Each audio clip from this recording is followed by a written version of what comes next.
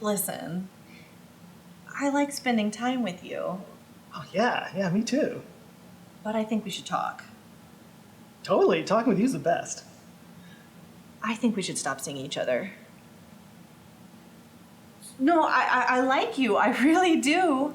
I don't see this going anywhere, and I'm at a place in my life where I don't want to waste time on a relationship that's not going anywhere, and I don't want to waste your time, and I don't want to lead you on. So I don't want you to take it personally, but I think we should go our separate ways. And we can still be friends or whatever. I think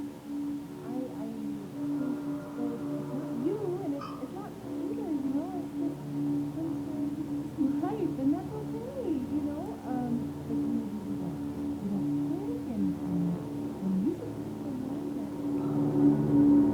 should. Oh my God, it's happening. I'm sorry, what's happening? I'm having a lucid dream. This is all just a dream, and I'm aware of it. Oh, no, you're not dreaming. Because nothing you just said makes sense. You say that you like spending time with me, but you don't see us going anywhere. I mean, no, we're not going anywhere. We haven't made any travel plans, Rebecca. That's good. That's a good one. I didn't mean it like that. Wow. It's so real. It's like I'm really here. You are really here. All the books, all the techniques, everything that I've tried. Have you ever chanted yourself to sleep? No. I chanted myself to sleep for 3 years. And it's finally happened. It's everything I thought it would be. Really? I could do anything. All my deepest desires, all my dark secrets. I could do all of it with no consequences. Like what? I could dance on a stripper pole. You want to dance on a stripper pole? It looks fun, but I don't get to do it because society. Maybe I can manifest one.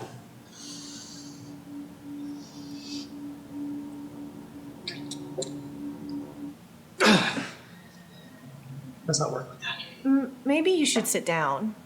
I could walk through walls. They say it in the books, it's the funnest part. I'm like, oh! Oh! Whoa! I walked through the wall so hard I came back inside. That makes no sense! Dream logic. Let's start with what they call a grounding technique. So before we get started, take a look at your hands.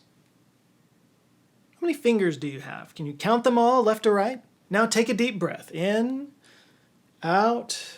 Now pinch your nose, close your mouth, and try to breathe in. Okay, so if your fingers look funny, or if you have a different number of fingers than you normally have, or if you are able to breathe with your face holes closed, congratulations, you're dreaming. And now that you're aware that you're dreaming, you have entered the world of the rare and mysterious lucid dream. So most of us think of dreams as kind of just random movies that play in our heads. Emphasis on random. They don't make any sense. They're filled with random symbolism. You can't control what happens. It's a David Lynch film, basically. A lucid dream is kind of the opposite. In a lucid dream, you control the action. You can move, you can speak, you can act the way you want. Some lucid dreamers can actually control the dream setting. They can change the location around them or just teleport somewhere else. Dreamers are able to give themselves superpowers, basically. They can fly, they can walk through walls. It's possible to visit specific people, sometimes by traveling to them, sometimes you can just make them appear right in front of you. You know, you might paint with Picasso, you might sit in on a Richard Feynman lecture. Or you might see a long-dead family member or friend. You can jump the Grand Canyon on a skateboard, you could fight a fire-breathing dragon, or play out whatever fantasy you like. The limit is your imagination. Basically, it's the Matrix, and you're the one. All that might sound too good to be true, and for a really long time, that was what science thought of it. But in 2016, a meta-analysis of lucid dreaming was done that found that it's actually pretty common. 55% of adults, more than half of adults, have had a lucid dream at some point in their lives. And about 23% have had lucid dreams at least once a month. Now, not everybody's flying around like Neo, just being aware that you're dreaming counts as a lucid dream, and some people can do it easier than others. But even if you're not one of the lucky ones, there's good news. Lucid dreaming actually can be taught. In fact, it's been taught for about 2,000 years. Religions from around the world have acknowledged dreams as special. Lucid dreams in particular are important in Tibetan Buddhism. Various indigenous peoples also practice lucid dreaming, though this often gets misconstrued by Westerners. Yeah, the dream time that's associated with Australian Aboriginals, that's a good example. It's not quite what we've come to interpret it, but I'm gonna drive past that rabbit hole. But our modern understanding of lucid dreaming, one that's backed by actual science, that can be traced to a specific experiment performed on a specific day. April 12th, 1975 to be exact. An English psychologist named Dr. Keith Hearne was interested in the phenomenon and connected with a man named Alan Worsley, who claimed to be able to lucid dream whenever he wanted. So they came up with an experiment. As we all know, when we dream, we enter a stage called REM sleep, which stands for rapid eye movement, because our eyes move rapidly. Yeah, most of our motor control gets shut off when we're dreaming. They call that sleep paralysis because, if we didn't, then we would be physically acting out our dreams in our sleep, which would be a problem. But our eyes move a lot. So what they did was they came up with a predefined pattern of eye movement. And the idea was that if Alan was dreaming and was able to consciously move his eyes in that specific pattern in his dream, then Dr. Hearne would be able to see that, thus proving that he was having a lucid dream. And yeah, the experiment worked. Alan was able to repeat the pattern. The doctor was able to measure it using what's called an electrooculogram. And he was able to verify that he was in a dream state by using the brainwave activity that he was measuring. And he was basically sending him a message from the dream world. This unequivocally proved that lucid dreaming was possible. And since then, April 12th has been celebrated every year as Lucid Dreaming Day. For those who celebrate that day. I don't know if you get the day off for that or what. So maybe this is a good time to kind of step back a little bit and talk about dreaming itself. Like, why do we dream in the first place? And a lot of what I'm going to talk about here comes from this book that I just read called Why We Sleep, Unlocking the Power of Sleep and Dreams by Dr. Matthew Walker. It's a fascinating book. I highly recommend it. And I reached out to Dr. Walker, and you can listen to my entire conversation with him over on my podcast, is what I would say, but he didn't respond to me.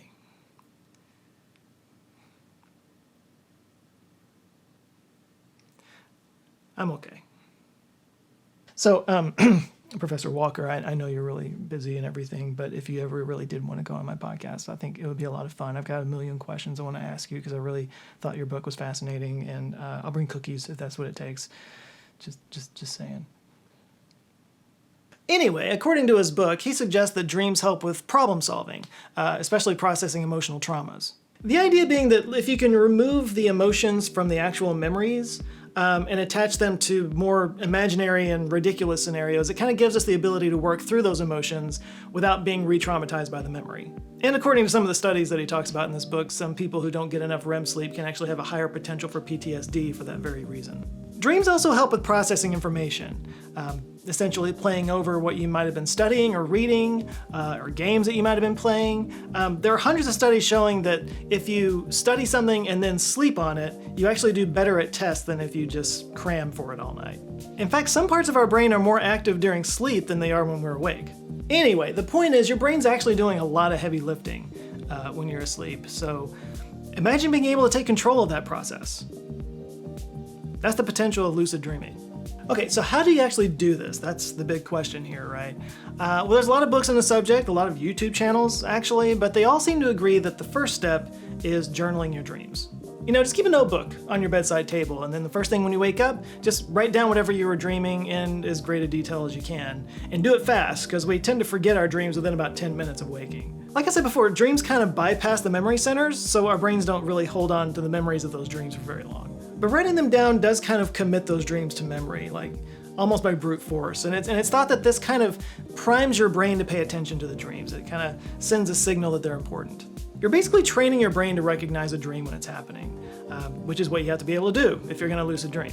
So I did try this. I got to be honest, I had a really hard time with it. My dreams would vanish really fast, like right in the middle of writing it down, like right in the middle of a sentence. It would just suddenly, I couldn't finish the sentence because I couldn't remember what happened next or what to write about. Kind of unnerving, really. Now, some suggest that after you write it down, try to go back to sleep and then slip back into that dream. Sometimes, if you can do so, you'll enter it with awareness and hence lucid dream. But yeah, the idea is you just make this a habit, and over time, it'll increase the chances of working. Another habit that might help is basically setting an intention when you go to bed. Just think to yourself as you drift off to sleep that you will have a lucid dream tonight. I know it sounds weird, but mantras can do all kinds of interesting things.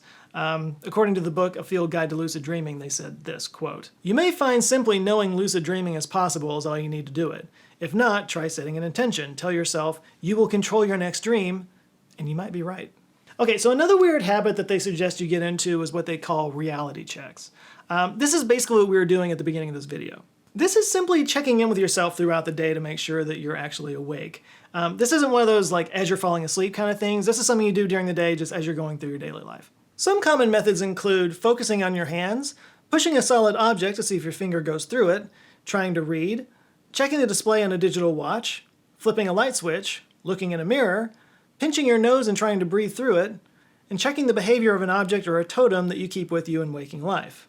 The idea here is that if you have a totem that you get used to using during the day, then you might try to do it in a dream and see if it does something odd. So like, you might flip a coin and it just kind of hovers in the air. By the way, if this sounds suspiciously like a certain Christopher Nolan film, well, now you know where he got that from. So yeah, basically anything that might work differently in dreams than in waking life. Books, watches, light switches, mirrors, hands, they're all kind of known to be dream wonky. But whatever it is, if you get into the habit of doing it, these reality checks when you're awake, you'll likely start doing that in your dreams. And that's an easy way to signal to yourself that you're in a dream, and then once you're aware that you're dreaming, you can take control. In theory. Okay, so now we can get into some more advanced techniques. Let's start with the mild one. Seriously, it's a technique called MILD. It stands for Mnemonic Induction of Lucid Dreams. It was invented by a doctor named Stephen LaBerge of Stanford University. He basically took Keith Hearne's experiment and then just kind of went further with it. He then documented this in a book called Lucid Dreaming, The Power of Being Aware and Awake in Your Dreams.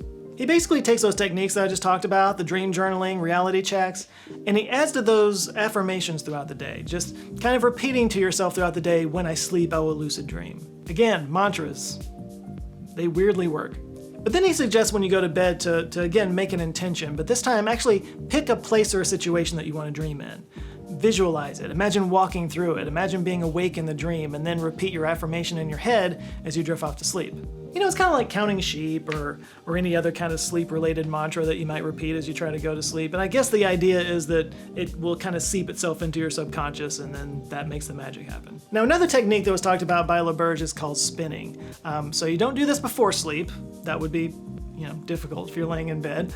But you do that once you enter the dream state and you realize that you're lucid dreaming. Yeah, apparently one of the big challenges of lucid dreaming is that once you realize that you're dreaming, you tend to wake up. I know that was the case for me. It just kind of like jolts you out of sleep.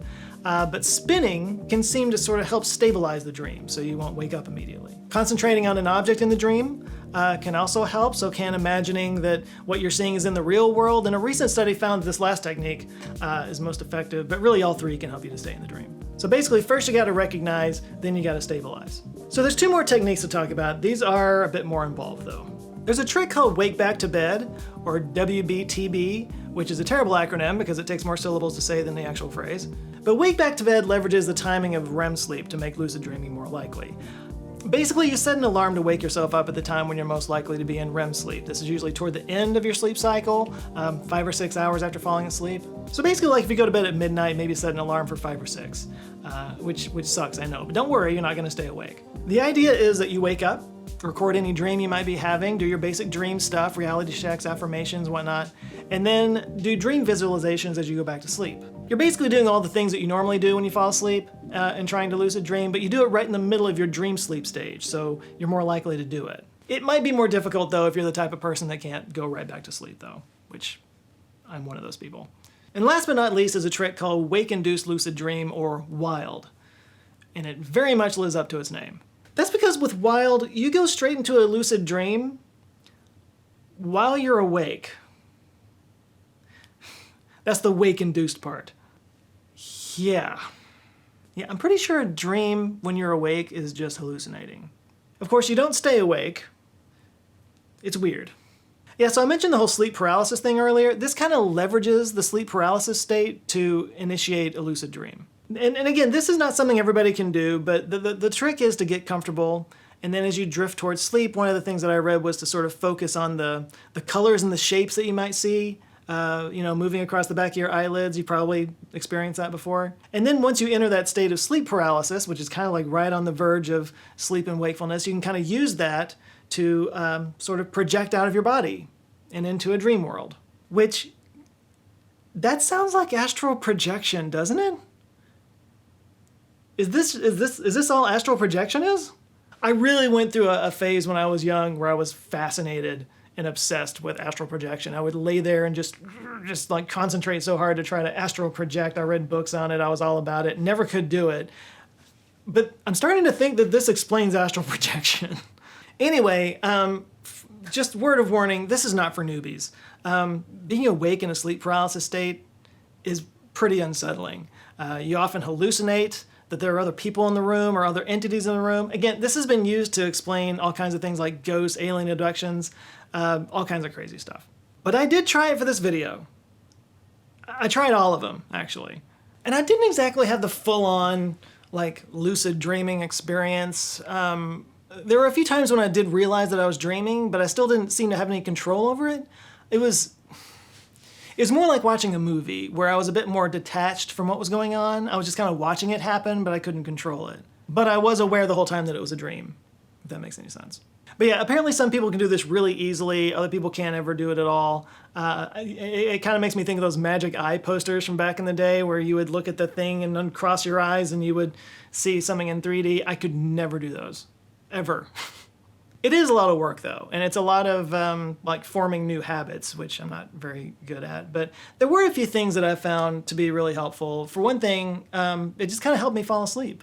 You know, I'm not really good at falling asleep. I've never been good about it. I don't fall asleep easily, which means I kind of tend to push it off at night because it's just, you know, it's not fun to lay in bed and not be able to sleep. But I did find when I was doing these techniques to try to enter a lucid dream, they did kind of help me drift off to sleep, which is a benefit of its own. You know, and it also made me actually want to go to bed. It gave me a purpose. You know, it wasn't just something I had to do. You know, and just to shout out Matthew Walker one more time, this book was truly fascinating, and it convinced me that I need to take sleep more seriously. Lack of sleep screws you up in so many ways, cognitively, physically. Your body's actually doing a lot when you're sleeping. But yeah, lucid dreaming itself has a lot of benefits, apparently. It can help ease anxiety, overcome nightmares, it can even improve motor skills. So yeah, if something in your waking life is troubling you, you might be able to kind of take the sting out of the experience a little bit by exploring it in a dream. Again, in his book, Matthew Walker compares a dream sleep to emotional first aid. You know, doing a lucid dream and dreaming about a skill that you might be practicing and learning, it's almost like practicing in your sleep. And actually, athletes have shown improved performance in skills that they practice in lucid dreams. And there have actually been multiple studies that have linked lucid dreaming with increased cognitive performance. There are a few downsides, though, to be aware of. Like some techniques like wake back to bed, they involve interrupting the sleep cycle.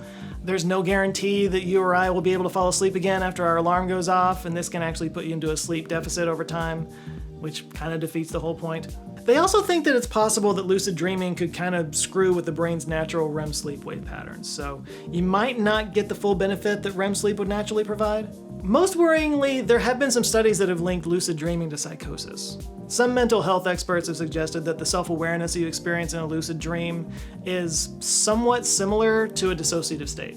Yeah, again, that's alarming, but the studies are preliminary. Of course, some other researchers have suggested that lucid dreaming can actually help with psychosis. Lucid dreaming has actually been used as therapy for some trauma patients, including patients with PTSD.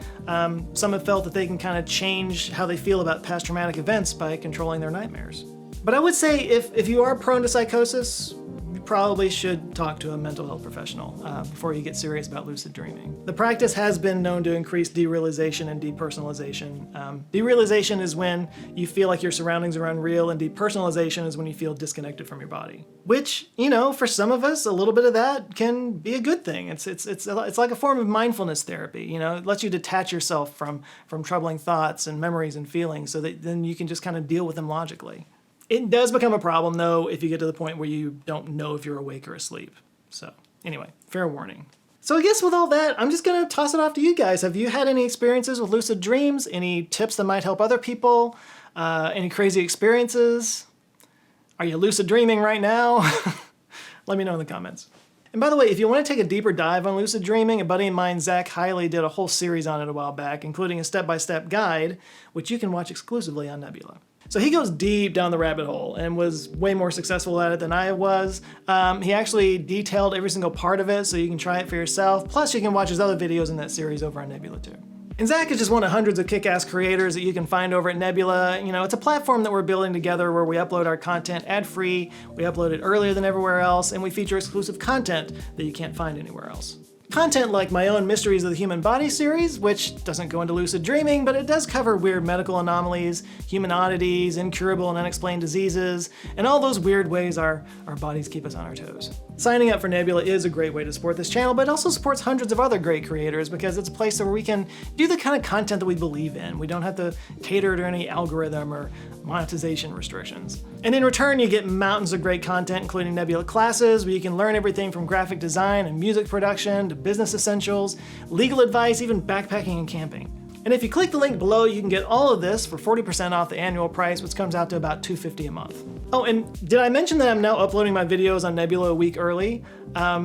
Because like right now, you could go see next week's video right now. It's on Nebula. It's on a new theory about the universe that may have meant that the Big Bang never happened. You know, little thing like that. So yeah, go check it out. Nebula's awesome. You can find the link down below. Thanks a lot for watching, and a huge shout out to the Answer Files on Patreon and the channel members that are forming an awesome community, helping to keep the lights on around here. I cannot thank you guys enough, but I got some new people I need to shout out real quick. Let me murder their names. We got Jordan Clare, Tracy Corney, Robert Kane, Jennifer Papalardo, Shlom, Lorenzo Feldens, Curtis Odom, Eric Nail, Kayla, Stuart Bremner, and Alexis Dow. Thank you guys so much. If you would like to join them, get early access to videos, access to exclusive live streams, a Discord server, and all kinds of fun stuff, just go to patreon.com/answerswithjoe. Please do like and share this video if you liked it, and if this is your first time here, maybe check out this video, because Google thinks you'll like that one, or check out any of the others that it might be showing you in the recommendations, which would be a miracle, and just give them a click, take a look, and if you like it, I invite you to subscribe. I do come back with videos every Monday. All right, that's it for now. You guys go out there, have an eye-opening rest of the week, stay safe, lucid dream well, and I'll see you next Monday. Love you guys. Take care.